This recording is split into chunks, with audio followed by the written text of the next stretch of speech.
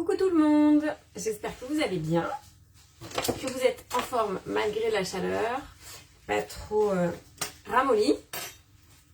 Je rigole toute seule parce que moi je suis un peu ramollie en fait par cette chaleur.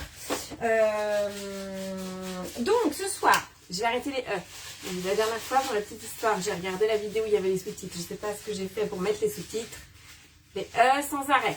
Bon, donc je vais arrêter les E, promis. Ce soir, c'est une multi-cuisson. Mais c'est une multi-cuisson improvisée. Explication. Salut Nathalie, salut Joanne. Donc, explication. Régulièrement en atelier, on parle multi-cuisson.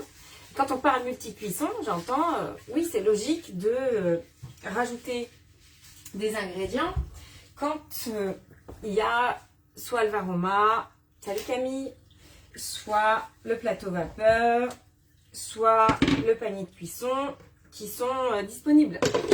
C'est logique, sauf que est-ce qu'on pense ou est-ce qu'on anticipe? Pas forcément. Donc mon premier petit truc, c'est d'abord de tester une recette telle que, pour savoir si on peut rajouter quelque chose éventuellement. Et je suis en train de réfléchir que j'oublie les ingrédients principaux de ma recette. Voilà, j'ai essayé de préparer tout à l'avance pour une fois. Donc, une recette que j'ai vraiment beaucoup aimée, je vous l'avais partagée une fois.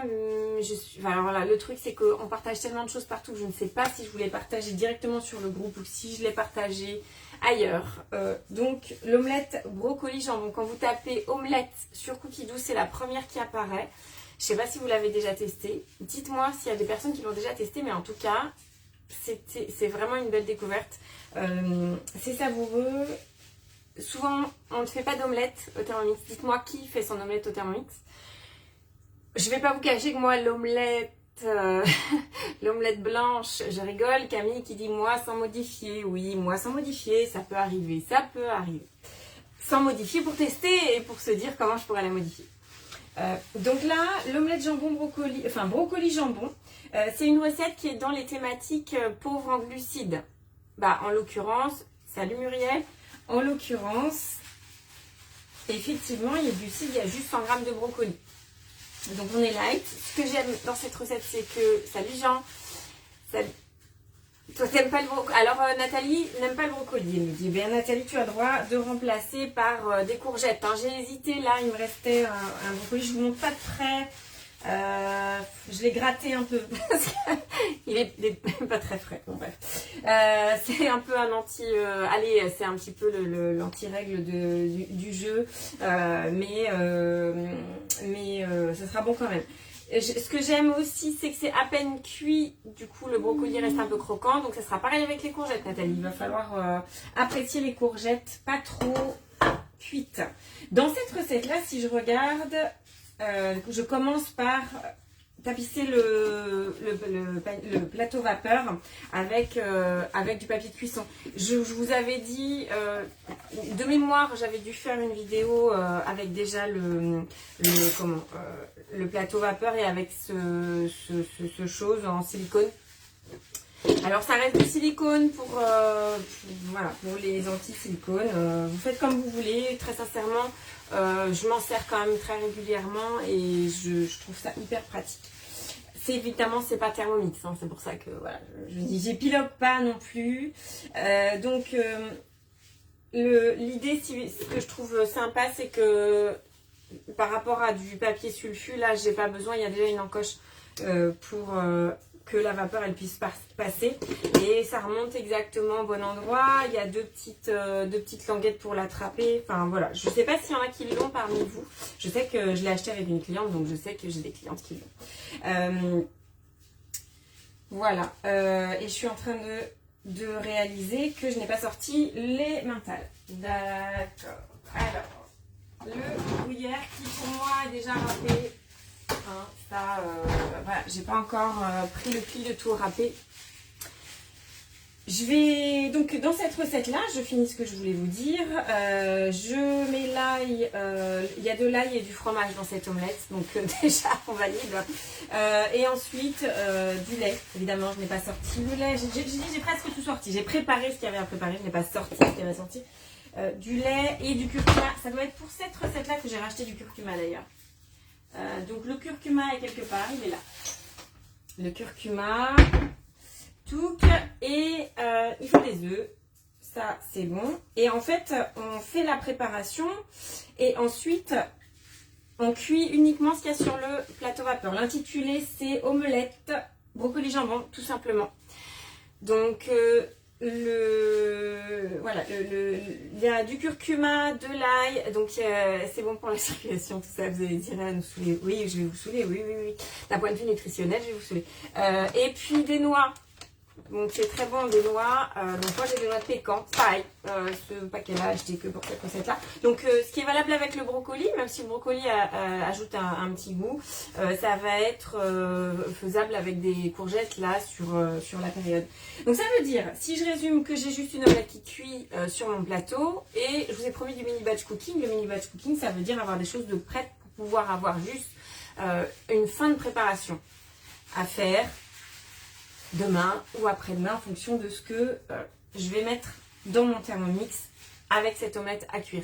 Évidemment, je vais moduler le temps de cuisson si jamais il y a besoin. Je vous montrerai après comment je fais pour savoir qu'est-ce qui cuit, à quel niveau. Évidemment, si je retrouve mon livre, tout ira bien. Bon, c'est pas grave. C'est pas grave, je vais faire avec ma tablette de toute façon. Je vais commencer à cuisiner parce que sinon je vais jamais y arriver. Tapisser le plateau vapeur de papier de cuisson. Donc je rappelle, sinon vous prenez du papier de cuisson à la place du plat en silicone là. Papier de cuisson humidifié, froissé, et on le met dans le plateau et on veille juste à ce que la vapeur elle puisse sortir par les trous ici. Ensuite j'insère mon ah oui, je vais peser les choses en fait. Il me demande de peser les choses, pardon. J'avais oublié. Et donc là, je mets mon varoma. Il me demande de mettre 100 g de brocoli. En fait, il va me demander de mettre tous les ingrédients. Alors, autant vous dire que je vais mettre mon brocoli. Hein, je ne vais pas mettre 100 g de brocoli, soyons clairs. Bon, allez, s'il y a 130 g, j'allais dire. On est à 130 g. Hop, je ne vais pas garder... Voilà, il y a 100 g de jambon, c'est pareil, j'en ai un peu plus. J'en ai un peu plus. Alors, dans l'idée, on essaie d'en mettre un peu partout. Après, là, c'est la réalisation de votre omelette. Voilà, évidemment, rien ne vous empêche de... ce que je trouve intéressant dans cette recette, c'est que ça apprend aussi à dire, bah, je mets une omelette. Dans mon omelette, je vais mettre du chorizo, je vais mettre des poivrons, je vais mettre ce que je veux. Et en dessous, je vais pouvoir cuire d'autres choses. Soit pour le même repas, soit pour un autre repas. C'est bien l'idée du batch cooking et de gagner du temps. Ce petit boulet est toujours là, évidemment. Voilà. Ah, pardon, excuse-moi. Bon, cela dit, il a des circonstances atténuantes. Le film était fini. Désolée. Hop. Ah, celle-là, ce film-là, il n'en veut pas. D'accord. Si tout le monde s'y met, je ne vais pas y arriver. Ok. Ah, ou alors j'ai une panne. Dites-moi si tout va bien chez vous. C'est que se peut que j'ai une panne de Wi-Fi. Non, Wi-Fi ça capte. Ok, bon. J'arrive, hein, j'arrive. Pas de panique. J'arrive, shopping. Voilà, c'est l'histoire de la vie. De ma vie. Ok, bah j'ai plus de film. J'ai plus de film, mon choupi. C'est la chaleur, je pense. Ok. Mon choupi, il va falloir que tu t'occupes autrement. Pile poil maintenant, je n'ai plus de film. Vous le croyez ça? C'est pas fait exprès? Qu'est-ce que tu fais? Laisse ça, mon chou. Laisse ça. Ok. Du coup, donne à maman. Donne à maman. Donc, encore une fois, je vais acheter cet enfant par le ventre. Par son ventre. Et si tu pouvais ne pas t'étouffer avec, ce serait pas mal. Okay, bon. Je vais essayer comme ça. Mais là, bon, c'est une blague. Je vais pas avoir de film. Donc, je reprends. J'ai mis mon brocoli. J'ai mis mon jambon, j'ai aussi 140 g de jambon et je vais mettre mes noix. Donc noix de pécan. Alors, très sincèrement, essayez avec d'autres choses si vous voulez. Et mon petit conseil à moi du jour, c'est des graines riches en nutriments. Alors, conseil d'utilisation, celles qui reconnaissent le paquet, c'est un paquet qui est pas transparent, donc il n'y a pas de rayons lumineux. Les nutriments intéressants dans les noix s'oxydent rapidement à la lumière et à l'air, enfin à l'oxygène en fait. Donc, bon, évidemment à la chaleur. Donc là, c'est vraiment pour le goût et le croquant. D'un point de vue nutritionnel, très sincèrement, il faut les manger crus et dès qu'on a ouvert le paquet. Hein, on est d'accord tous là-dessus. Donc là, j'ai mis mes carnots de noix, retirer l'ensemble aroma et réserver. Et après, il me dit de mettre une gousse d'ail. Alors, j'ai préparé des gousses d'ail parce que je vais en faire d'autres choses. Alors là, si vous aimez l'ail, ben, allez-y. Très sincèrement, la première fois que je l'ai fait, j'ai dû mettre 2 petites gousses d'ail. Ça a embaumé mon frigo pendant... Parce que évidemment, on était à 2 là-dessus, on n'a pas tout mangé. Je vais mettre une grosse gousse d'ail. Et le reste, ouais, 1,5. Allez, hop. Le gruyère en morceaux. Il n'est pas en morceaux, il est râpé, donc je ne vais pas le mettre. Je vais pas le mettre. Oh. Alors attendez, je vais quand même... ouais, je vais quand même... J'ai le droit de changer d'avis. Allez, je change d'avis. J'essaie de ne pas faire trop de bruit. Je ne l'avais pas préparé à l'avance, c'est pas beau. Dans le sachet, hop, allez, je vais le mettre quand même dedans. Donc je reviens en arrière et je vais mettre... Est-ce que j'ai 100 grammes là? Je l'ai essayé aussi... Alors, dans d'autres recettes, vous pouvez tester. Je l'ai essayé avec du parmesan. La dernière fois, j'ai dû le faire avec du parmesan. C'est très bon aussi avec du parmesan.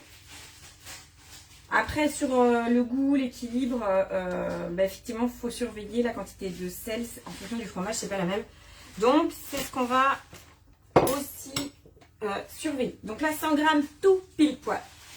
J'aurais voulu le faire, j'aurais pas réussi. Donc, couvercle, gobelet doseur, évidemment. Et 5 secondes vitesse 7.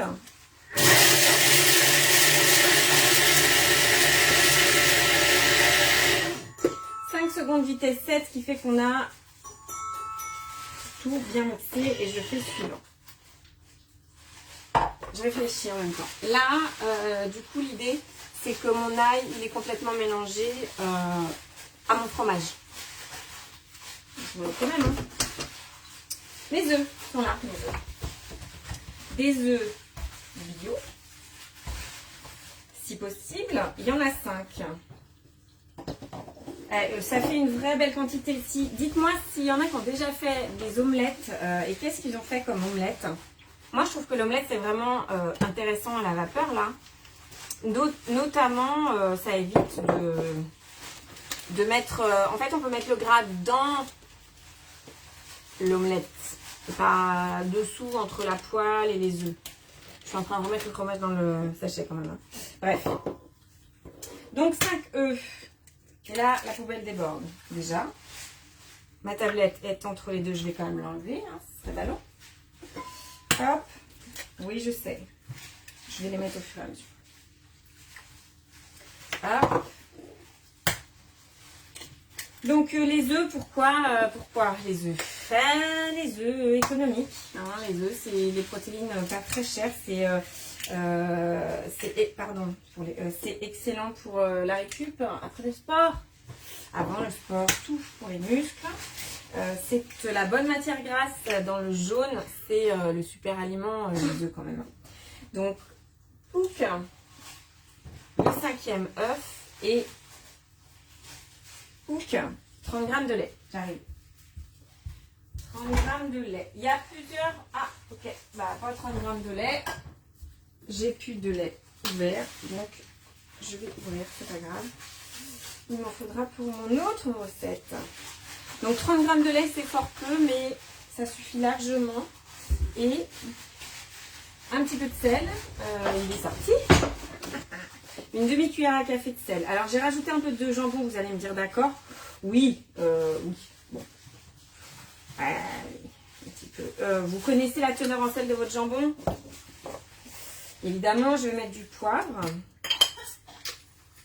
Et ça, vous faites comme je dis toujours, hein, vous faites à votre goût, évidemment. Et ensuite, mon curcuma, un quart de cuillère à café. Alors en poudre, effectivement. Rien ne vous empêche de tester avec du curcuma frais, en le mixant directement avec les œufs, avec le fromage et l'ail, pardon. Puisque c'est meilleur frais évidemment sur les propriétés, je vous le dis, allez, anti-inflammatoire du curcuma. 15 secondes vitesse 4 pour mixer mon omelette. Si je prends mon aperçu, répartir le mélange sur le plateau vapeur, rincer le bol et mettre 500 g d'eau.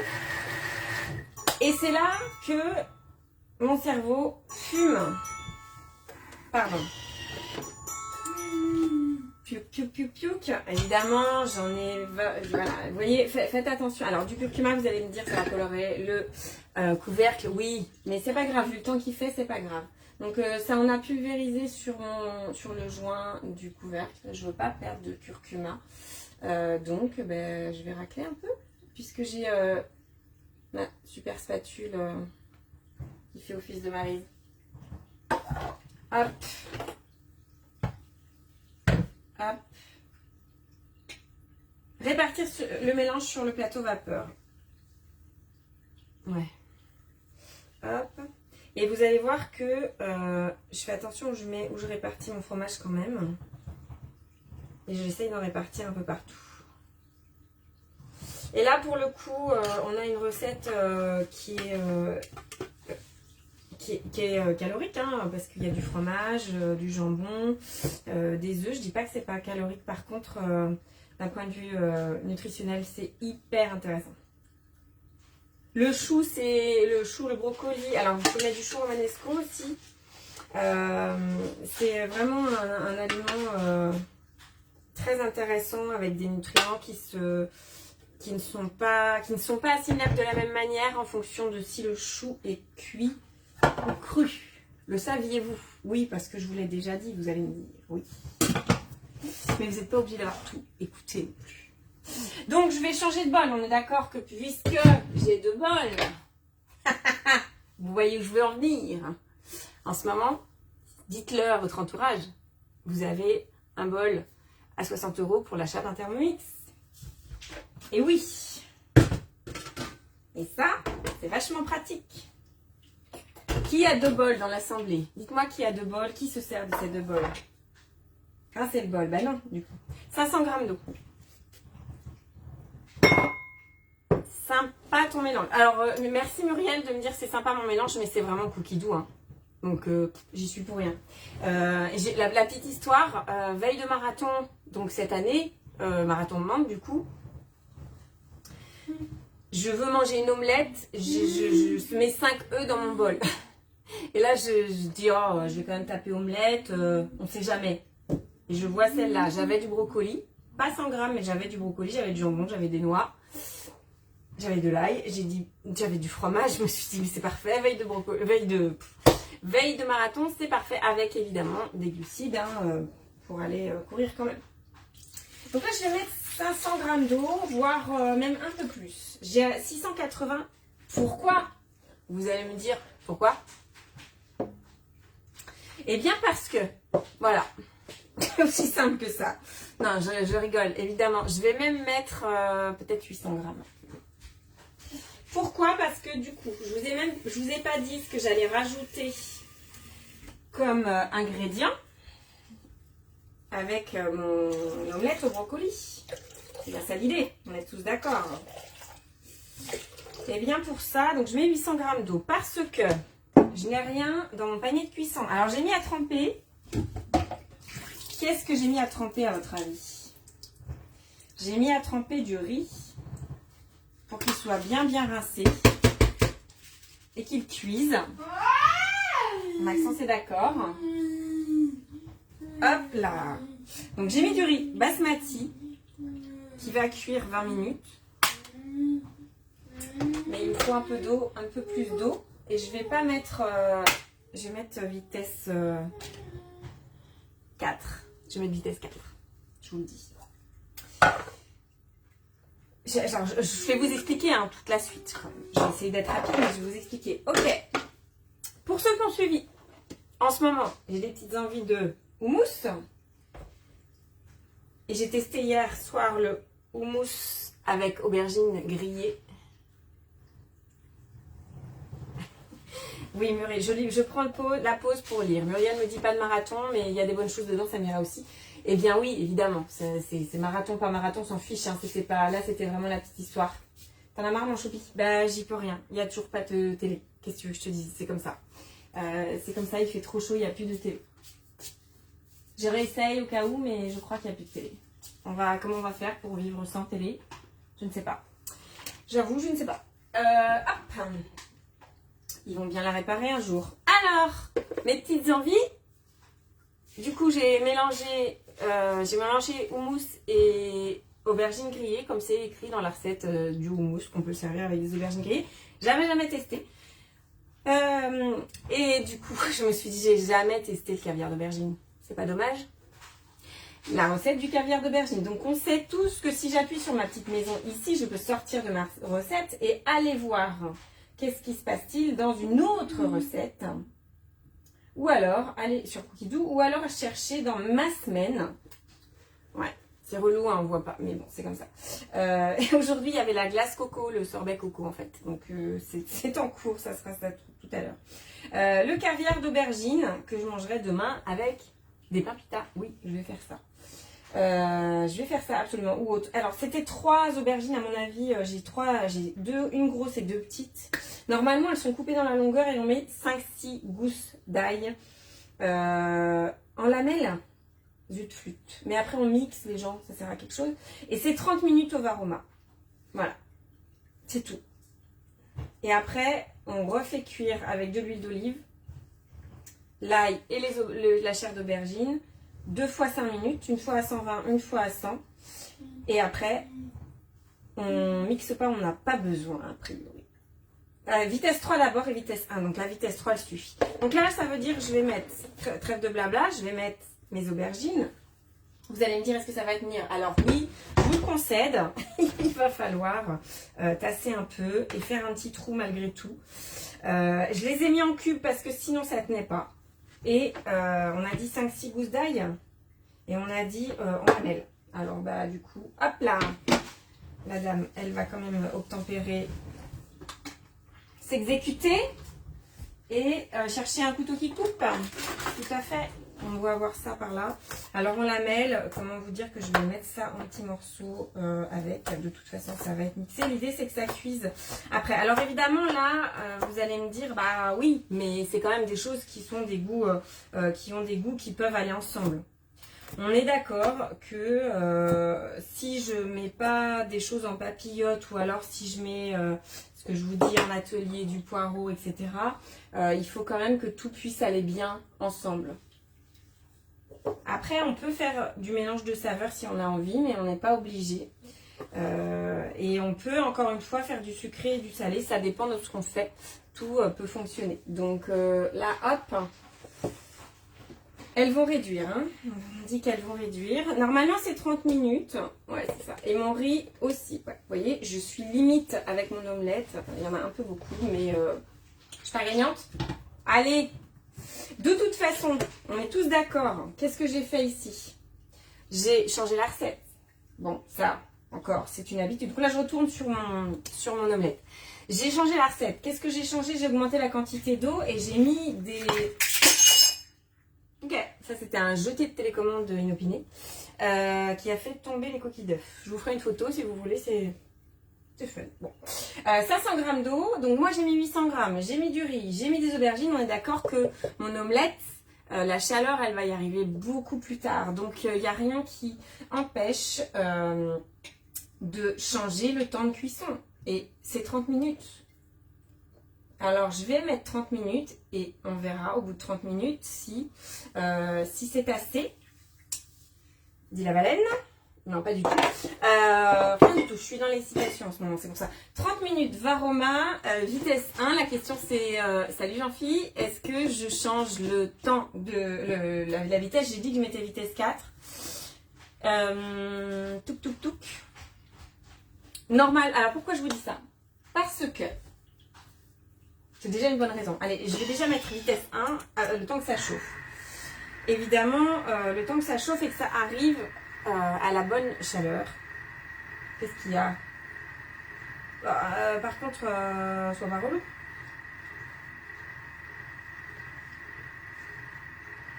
Ah non. Ah bah oui, c'est parce qu'il y a eu une mise à jour. Autant pour moi. Donc là, je recommence. Ça marche. Ok, donc il va me demander mon mot de passe cookie doux. Fatalement. Cet écran vert. Dépêche-toi, s'il te plaît. Merci.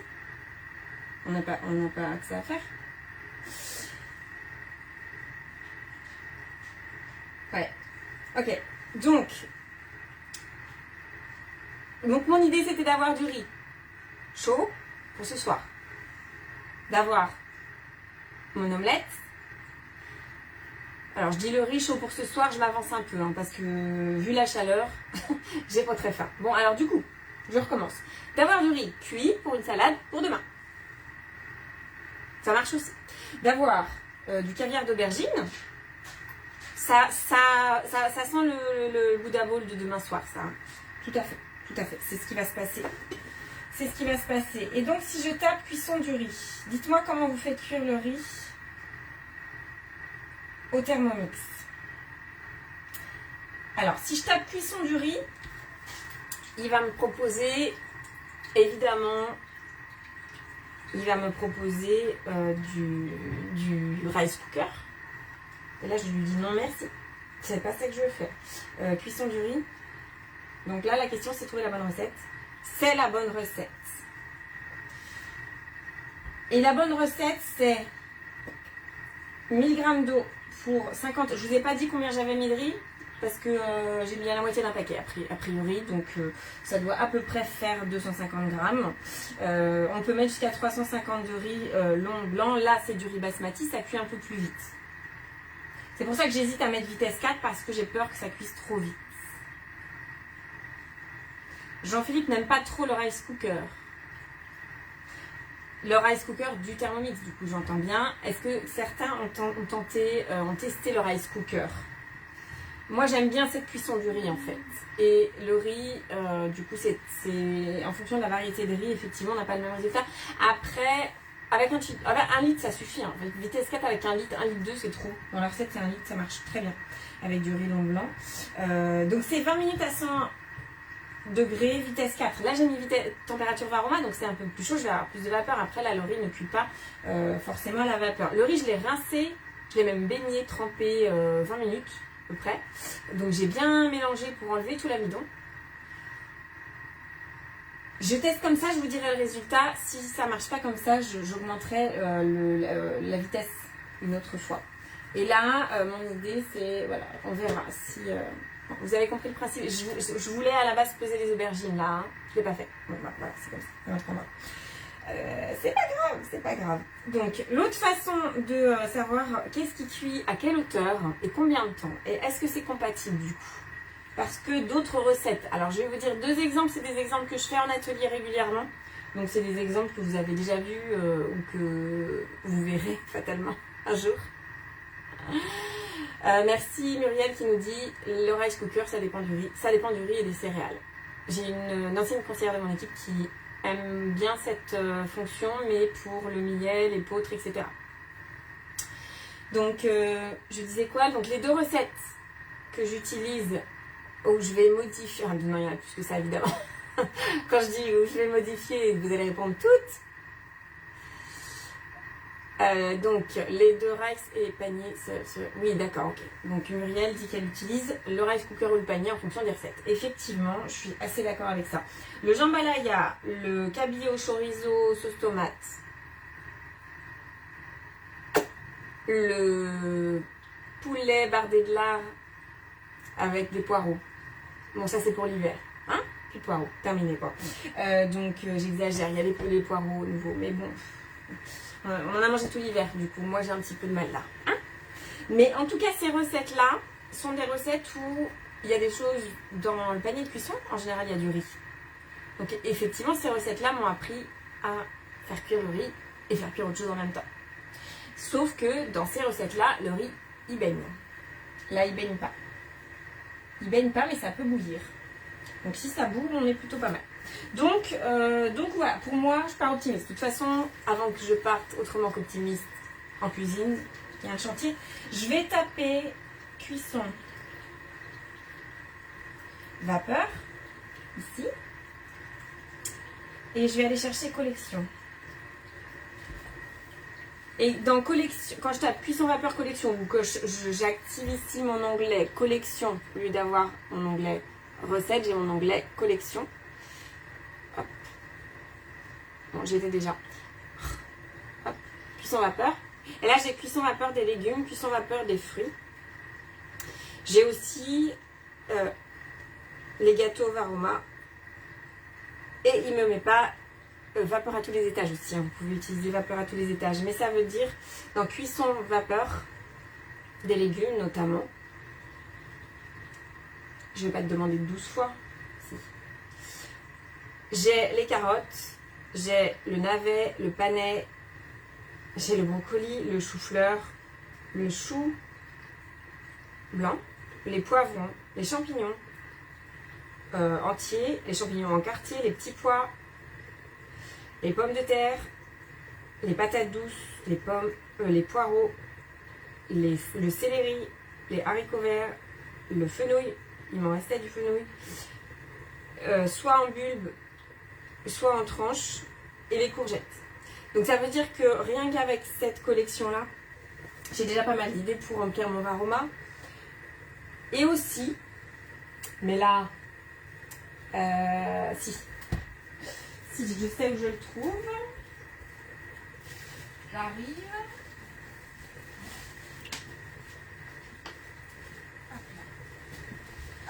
Petit intermède, hop là, voilà. Le tout neuf réédité, ma cuisine au quotidien, avec toujours, même si c'est réédité au début, la cuisson vapeur, qu'est-ce qui cuit, quel poids, à quel niveau et combien de temps. Donc ça veut dire tout ça permet d'avoir des idées de qu'est-ce que je peux faire en avance, parce que ne serait-ce que de faire cuire du poulet en avance, ça peut permettre demain d'avoir une bonne tartinade de poulet pour l'apéro. Là je pense qu'apéro en ce moment de toute façon, ou Bouddha bowl éventuellement, vous avez bien compris hein. Hop, ça va du coup. Donc rien que d'avoir une idée de quelle viande, quel poisson, en papillote, le poisson si vous avez peur du mélange de saveurs, quels légumes, ça permet d'anticiper, et c'est ça le batch cooking, et c'est ça le mini batch cooking au quotidien, c'est-à-dire qu'avec ma recette là, finalement, j'ai une recette quasiment complète, parce que le caviar d'aubergine, la plus grosse partie de la recette c'est quand même la cuisson vapeur des aubergines, avec de l'ail.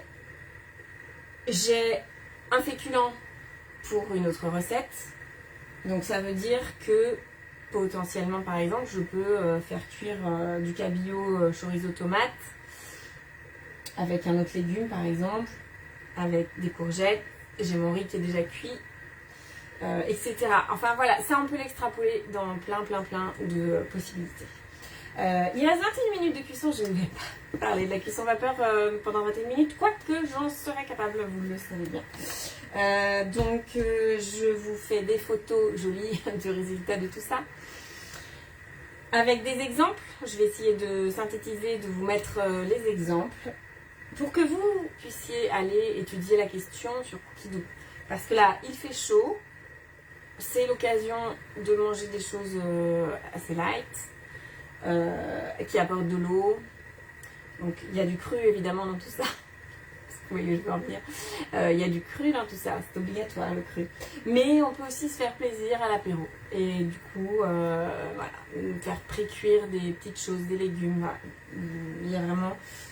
Je vais éternuer. Je vais y arriver. Voilà, ça y est, ça c'est fait.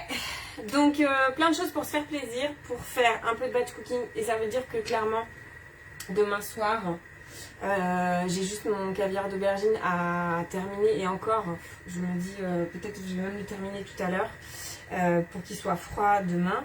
Mais en tout cas, pour demain, si je veux mettre juste 3 morceaux de tomates, un peu de feta, des graines qui vont bien, assaisonnement, ma salade avec des œufs durs. Là, voilà, l'exemple typique, c'est éventuellement juste de mettre des œufs durs pour ne serait-ce que avoir de l'avance. Ça peut être juste aussi des œufs durs. Je dis que je vais pas parler pendant 20 minutes, mais je suis sûre que je peux y arriver. Donc des œufs durs, des pommes de terre et des œufs pour faire une piémontaise derrière. Il ne vous restera plus que... Je réfléchis, qu'est-ce que je mets dans la piémontaise? Non, il ne vous restera plus que la mayo, point.